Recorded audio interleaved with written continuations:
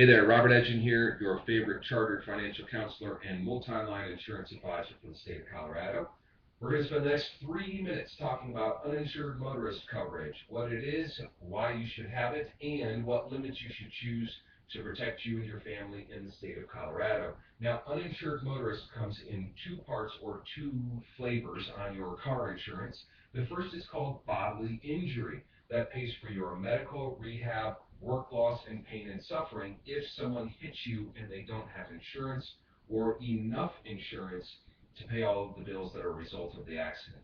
The second part is called property damage, and that is to fix your property, to repair or replace your car if they destroy it or damage it and they don't have insurance or enough insurance to pay for those damages. So uninsured motorist is not a requirement in the state of Colorado, but very important because we have a lot of folks in Colorado who don't carry insurance. And for the folks that do, a large percentage of those carry the state minimums, which is not enough to pay all of those bills in a serious accident, because in Colorado it's got to cover medical, rehab, work loss, and pain and suffering. So you want to carry the proper limits to make sure that those things are going to be paid for if somebody hits you and they don't have enough insurance to pay for it themselves.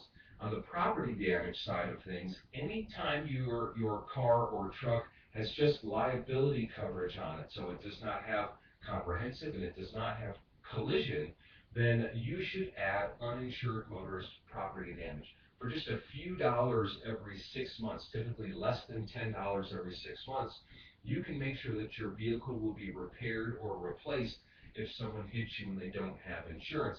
You'll have a very small deductible, usually either $100 or $250, and then your insurance company will help you take care of those damages. So what limit should you choose for that bodily injury coverage? Well, you want to look at what medical bills might be. How much would rehab cost? If I'm going to miss work for an extended period of time, how much income needs to be replaced? And then finally, if I cannot work ever again, or if I lose a limb, or if I have these extenuating circumstances, what kind of pain and suffering will I need to have to be compensated for that? So you'll want to consider limits that are far higher than what the state has as the minimum, which is $25,000 per person or $50,000 per accident. That's not going to get you very far. So consider, if you're just starting out in life, just getting a new job, getting into the workforce, maybe doing double, 50,000 per person or 100,000 per accident. If you've been established and you have some assets and you're making a decent wage, move it up another notch to 100,000 per person or 300,000 per accident.